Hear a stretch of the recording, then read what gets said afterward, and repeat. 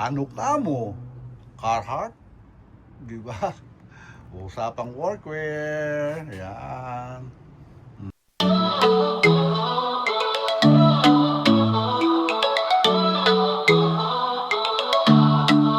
Si Tatay Pandong sa daan naglalakad, bitbit ang kwento, dala ang sining at aral.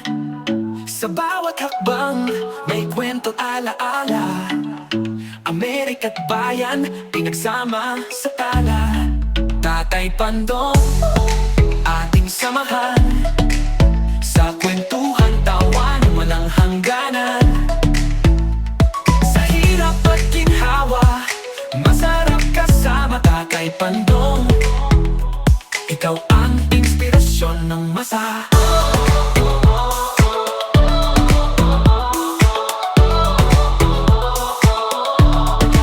Ang lamig ng hangin, kalma sa kanyang ngiti. Tibay ng loob, di kayang mabasag kahit sandali. Ang mga yapak niya sa lupa'y nagmarka, ang kwento ng buhay ala. Tatay Pandong, ating samahan sa kwentuhan, tawan, walang hangganan. Sa hirap at ginhawa, masarap kasama Tatay Pandong. Ikaw ang inspirasyon ng masa, ang lamig ng hangin. What's up mga kapatid? Ito, panibagong araw, panibagong vlog. Pasensya na kayo at medyo madalang ulit pagbablog natin dahil siyempre ano na naman tayo sa trabaho, busy na naman, kaya madalang yung ating pagbablog. Hindi katulad ng mga nakaraang linggo, yung mga medyo napapalimit kasi nga nakapagbakasyon tayo ng matagal-tagal. Kaya eto ngayon yung ating i-upload mga kapatid. Kasi may mga na-purchase ako. Ayan mga kapatid, meron ako kasi ulit tayong na-purchase sa eBay, saka siyempre sa mga seller na kaibigan natin. Kaya ipiplex ko sa inyo. Ayan, saka yun, nasa box na yun. Okay mga kapatid, umpisahan na natin to. Okay mga kapatid, tirahin natin to kaysa matira pa ng iba. Ito mga kapatid, ipapaalala ko lang sa inyo ha. Ito mga sinubok na ng panahon. Alam mo naman, pag sinabing vintage, yun yung sinubok na ng panahon. Kahit na tumagal ng almost 10 years to 20 years, matibay pa rin siya. Kasi nga, vintage, ito yung mga, kumbaga, unang ginawa na hindi pa maramihan. Kaya, naging vintage siya. Okay mga kapatid, let's start. Siyempre, meron ding mga makakagusto nito mga kapatid. Ito yung mga nauuso kasi ngayon. Yan. Ano ka mo? Diba? Sabi nga, ano ka mo? Yan, o, diba? O. Wrangler na, ay hindi to Wrangler. Ito ay Nick Danger, size 36. Pero kasi sa atin, size 36 to. Cargo pants, ayan, mga nauso, kaya ito mga kinukuha natin yan. May cargo yan, may side pocket, may maliit, may malaki. Okay, hanger muna natin ito mga kapatid. Ano ka mo? Sabi nga nila eh, diba? Tayo. Ano ka mo?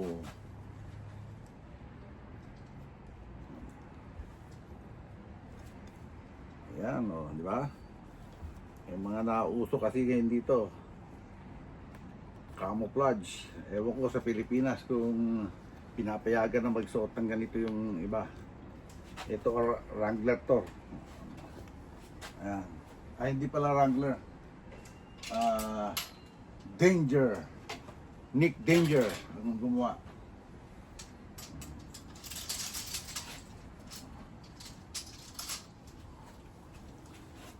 Siya. Tapos to.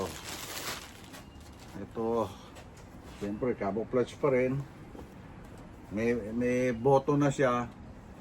may belt, pero ito naman ay matchstick. Oh. Camouflage na may detalye pa rin, oh. Pwedeng walang sinturon, pwedeng may sinturon. Ayan. Ito maganda to, oh. Hanggang sa baba meron siyang pocket, oh. Ito yung mga pang outdoor, sabi nga, pang bundok, pang camping. Para hindi kung umakit ka ng bundok, hindi na masyado mabigat yung bag mo dala-dala sa likod. Pwede mo kasi ilagay dyan yung iba, oh. Ayan. Ayan, oh. Ito, kusnado ko talaga to, eh. Kaya lang, parang maliit sa akin. Ano ba size nito? 36. Size 36 USA. Ang ganda ng tela niya. Sayang kung kasya sa akin. Kaso hindi kasya sa akin, eh. Hanger ulit.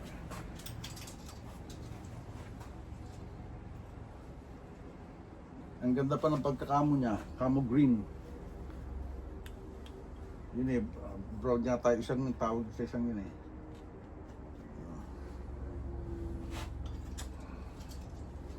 Tapos pati yung ano niya, may detalye rin, oh. Pwede mo liitan. Okay, next. Ito, camo green pa rin to. Ito naman, medyo light green. Ito yata ang camo green. Oh, shorts pala to. Cargo shorts. Vintage cargo. Oh, yan, oh. Size 38. Vintage cargo. Ayan. Medyo may ano na, talagang may pinagdaanan na to, mga kapatid, oh. Ayan, oh. Kita nyo naman yung mga ano, oh. Mga pinagdaanan niya. Kasyat sa akin. 38. Ang ganda. Solid.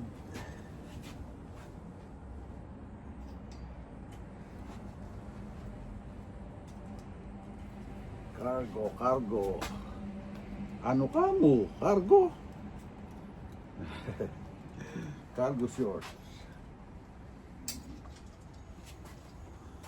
Next. Isa yata yung cargo shorts niya. Oh. Ito naman, gawa ng Wrangler.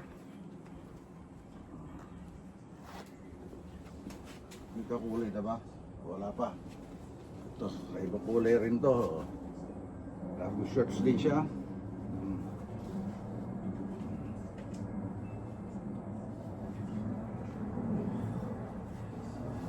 Mga kapatid, ito kasi sa atin to. Ito size 38 pero parang maluwag ng konti sa akin. Kasi ako nagsusukat ng pantalo sa leg, eh. Kasi yun ang nakasanayan ko, eh. Pagkakasya sa leg, ibig sabihin kasya sa bewang.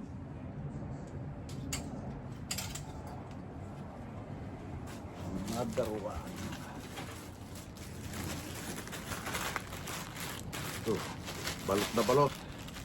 Ito, kakaiba rin ang kulay naman ito. Dark gray. Dark gray naman to.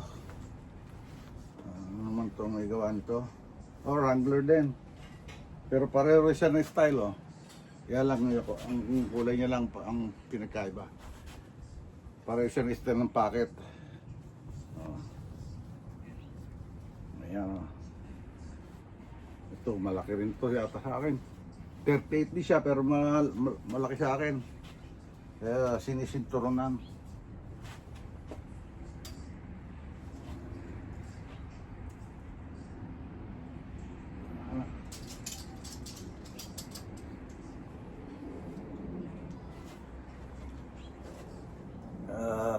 Cargo. Yan ang sinabing subok na ng panahon. Kasi yung mga Wrangler, Carhartt, Levi's, ito bago na yung Dickies, eh, na naging pantrabaho, pero ito yung mga una na naging pantrabaho rito sa mga pang outdoor, yung mga Wrangler sa Levi's.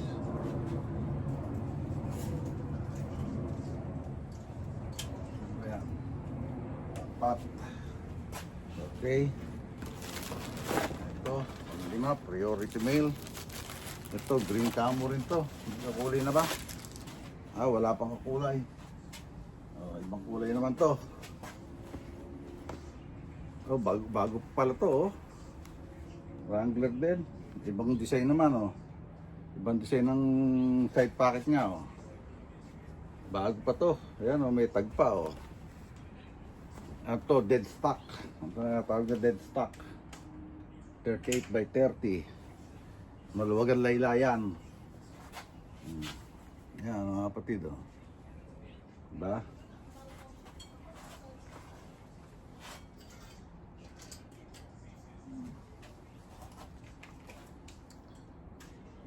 Okay.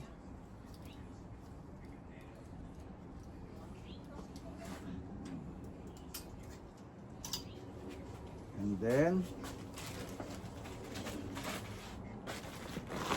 ito. Iba rin kulay ito. Kakaibang kulay din ito.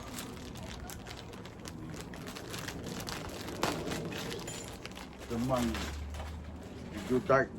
Dark naman to. Pero ano ba may gawa niya? Iba may gawa, hindi Wrangler to. Grindhouse, size 38. Medyo may pagkabasto ng konti. Tapos yung cargo niya, may zipper. Ito, ang diferensya lang nito, button yata. Ito, walang button, sira, walang button dito. Yun lang ang diferensya niya. Pero all in all, good condition. Wala siyang mga taftas. Diba? Okay.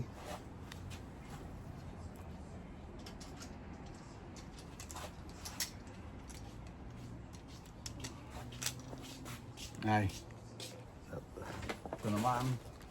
Magkakaibang kulay, di ba mga kapatid? Ito parang may kakulay na to. Ito isang to. Wrangler din. Parang kakulay din ito. Pareho siya ng kulay nito. Wrangler. Size 38 din siya. Pero maluwang. Parehas din ng design. Parehas ng kulay.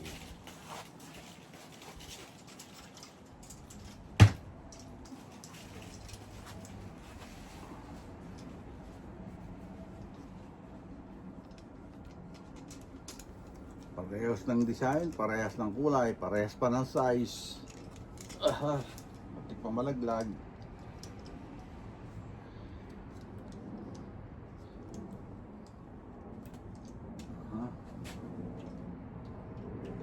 Samahin natin siya. Parehas ng kulay niya. Last na yun? Last na. Ito last.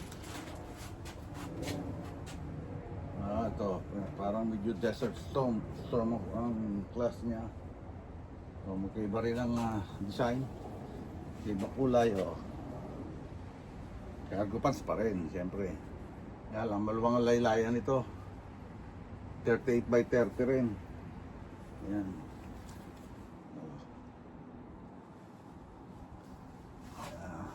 Ayun.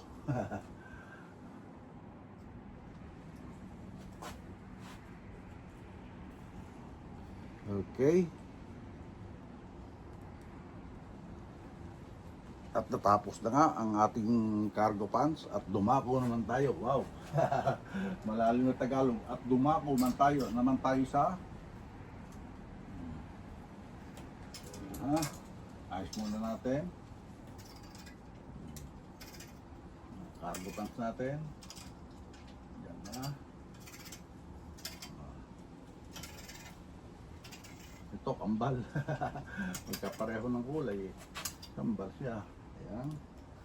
At ngayon, dumako naman tayo sa mga long sleeve. Long sleeve naman tayo. Ayan. Ito natin lagay yung basura natin para madaling tamputin. Okay. Dito naman tayo sa main event. Ano ka mo, Carhartt? Ano ka mo? Carhartt? Ayan. Diba? O, Carhartt. O. May kupas na. Kasi nga, sinubok na ng panahon. Ayan. Guatemala.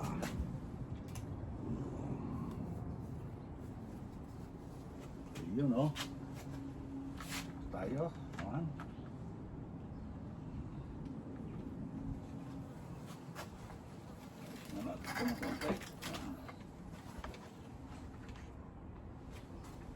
Next. Uy, medyo napapabilis tayo ah. Ito medyo bago na to, dry fit. Dry fit to ng Carhartt. Yan, maganda to kasi pang ngayon, mga pang tag-init. Tag-init yan. Oh. Para pang summer. Siyempre, pang PSG natin naman yung mga yan eh. PSG. Itaray Pandong.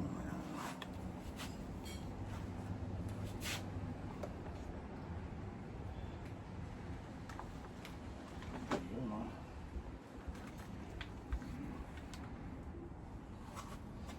And then, kulay nga pa yung ating hanger. Okay. Oh. Ito naman medyo heavy. Parehas yan ang design nito. Kaya lang ito naman nasa likod ng design. Ito nasa harap.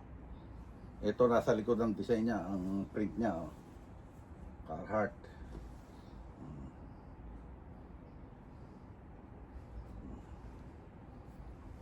Yan oh. Diba? XL din, XL. Pang taglamig naman to, pagka nagtataglamig na rito, yun naman susot natin, mga heavy. Siyempre, pang trabaho natin yan. Diba? Pang trabaho, workwear. Ika nga.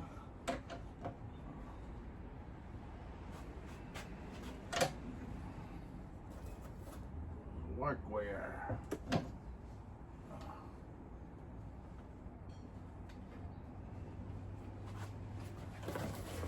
Lima pala yung ating ganito. Ito pa nga. Siyempre, Carhartt pa rin. Ito light na rin to, light na. Medyo ano na yata to, bago-bago na. Ayan. Siyempre, pang PSG natin yan eh. Pagka yung katulad nyo, mainit na naman ang panahon dito. Minsan lalamig, minsan iinit. Para din sa Pilipinas eh. Ngayon isipin mo, tagbagyuhan ngayon. Tutusin, hindi pa naman dapat magbagyuhan. Ang alam ko, September ang bagyuhan. Okay.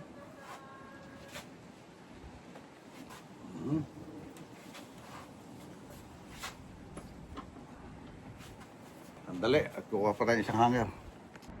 Okay, ito na, nakakuha na tayo ng hanger mga kapatid. Last na yata to. Minsan to. Siyempre, workwear pa rin. Usapang workwear eh. Carhartt pa rin. Pag sinabing workwear, ang Carhartt talaga ang laging napupunta sa isip natin. Iyan oh. Diba? Oh. May print sa likod. May print sa harap. Ayan. So, put it over here.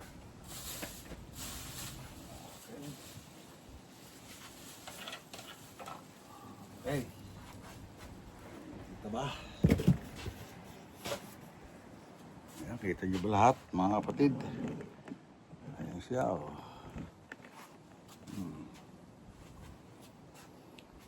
Okay. Ayan na nga po. Ito ang title nito. Ano ka mo? Carhartt? Diba? Usapang workwear. Ayan. Diba? Cargo pants. Ayan, pang-trabaho na, pang-outdoor. Ngayon, pwede ng pang-forma. Itong mga Carhartt workwear. Ito, kaya mahaba manggas dito. Kahit magtag-init, malamig sa umaga. kaya hindi tayo maglo-long sleep pa rin. Ayan, di ba mga kapatid? Ayan. Ayan siya, di ba? Ano kamo? Carhartt. Okay. Paano mga kapatid? Hanggang dito lang ang vlog natin ngayong araw na to, at maraming salamat. Siyempre, lalo sa Panginoon sa wala niya sa aming pagbibigay ng biyaya at paggabay sa atin. At siyempre, maraming salamat din sa mga solid natin supporters dyan. Kay Annalyn Dicto, Eldin D Vlog, kay Katropa 18. Sino pa ba yung nagpapa-shoutout? Ako. Sa susunod na lang mga kapatid. Teka, sandali. Titingnan ko lang, ha? Ayun, shoutout na rin kay Sunny Shen TV. Yan, shoutout sa iyo. Ngayon, yan, sinoutout na kita, ha? Humihiling ka lagi sa akin. Kaso, alam mo naman, matanda na si Tatay Pandong. Nakakalimutan paminsan-minsan. Nakakalimot sa mga pangalan, siyempre, yung mga dapat i-shoutout. Kaya minsan, nilalahat ko na lang. Katulad ng shoutout sa Soward Community, LA to Manila Bay, Manila Bay Academy, Soward Team Calbo, Soward Team USA, Kasangka Foundation, Team Kapanalig, at Team Pahuway. Shoutout sa at kasama na rin yung siyempre ang mga taga-Bukana vloggers dahil dyan tayo nag-start. Okay, at siyempre maraming salamat sa inyo lahat, sa mga silent viewers natin, solid subscribers. Maraming salamat. Hanggang dito na lang po. God bless all and be safe always. We love you all mga kapatid. Bye-bye!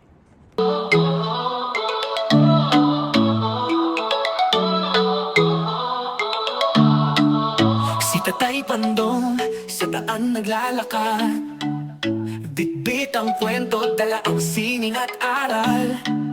Sa bawat hakbang may kwento alaala, Amerika't bayan, pinagsama sa tala. Tatay Pandong, ating samahan,